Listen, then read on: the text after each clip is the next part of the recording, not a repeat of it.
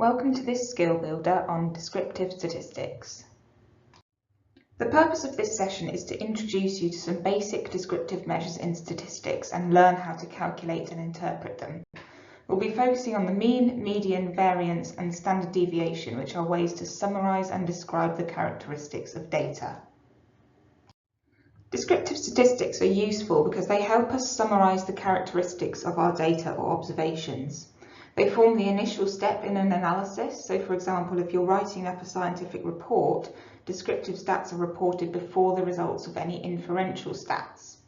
They give us information about centrality, such as the mean and median, and we also get information about the variability of our observations, like variance and standard deviation. First of all, the mean is another word for average, and this is the most commonly used statistic that tells us about the centre of a data set. So it's the most common measure of central tendency.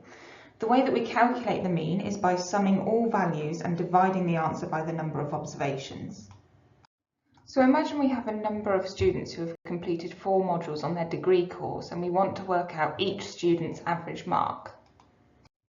To do this, we just need to sum together the marks on each of the modules and divide this by the number of observations. And our number of observations is 4 because there are 4 separate observations or 4 separate modules.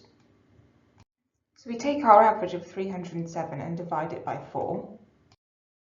And we have our answer for Mary. We've also done the same for all the rest, so we have the average module mark for each student. It's helpful to understand what the mean is because it's involved in many statistical tests like the t-test and the ANOVA, which compare the mean scores of different groups or different samples. We also have skill builders that cover the t-test and one-way ANOVA if you'd like to learn more about them. We'll now have a look at the median, which refers to the middle point of your ordered data. So imagine we had 5 different observations. To find the median, we'd put them in order and find the middle value, which is 5. And that's fine if you have an odd number of observations. But sometimes you'll have an even number of observations, in which case the median will just be the average of the 2 middle points. So in the example here, we have 6 observations. To find the median, we just have to put those 6 observations in order, then take the 2 middle points, which is 4 and 12, and average them. So our median is 8. It's important to remember the difference between the mean and the median. Both are single values that represent the centre of a data set, but the median is more resilient to outliers. In our example here, we have 5 observations, but the highest value of 50 is quite extreme compared to the rest of our observations, which are much closer together. When we compare the mean of 12.1 with the median of 3, we can see that they're quite different. And this is because our value of 50, so that outlier, is driving up the mean. So the mean is not necessarily the best way to summarise the data in this case, and instead we could argue that the median is actually the best option here. So we've just covered the mean and the median, which are both measures of centrality, but now we're going to have a look at the variance, which is a measure of variability. It shows us how spread out our observations are and is based on the distance of each observation from the mean. And in our example, we're going to have a look at the variance of different dog weights.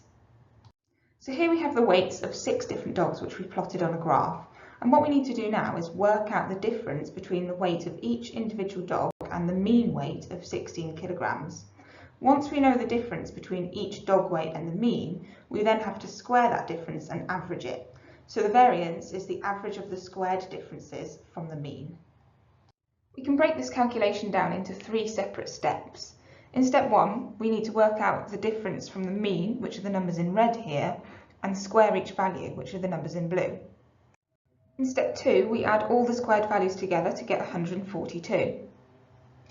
Then in step 3, we need to divide the squared value by the number of observations minus 1. We have 6 observations, so we do 6 minus 1, which is 5. So 142 divided by 5 is 28.4. So we get our variance value of 28.4 kilograms squared. It's also useful to know that the wider the spread of the data, the bigger the variance is going to be.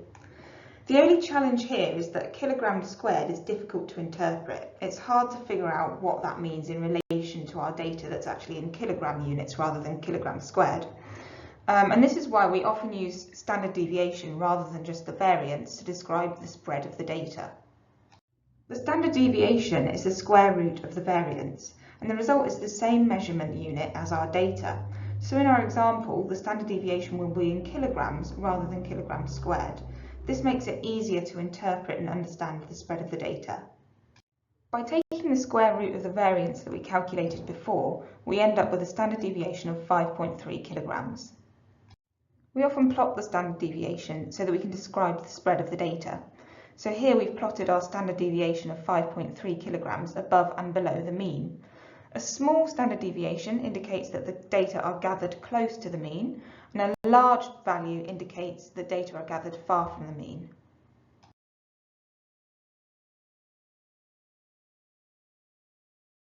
For guidance on the broader range of stats tests, please go to the Skills for Academic Success website at kent.ac.uk/SAS, where you can view more of our numeracy and statistics videos. You can also book a one-to-one appointment with one of the SAS team.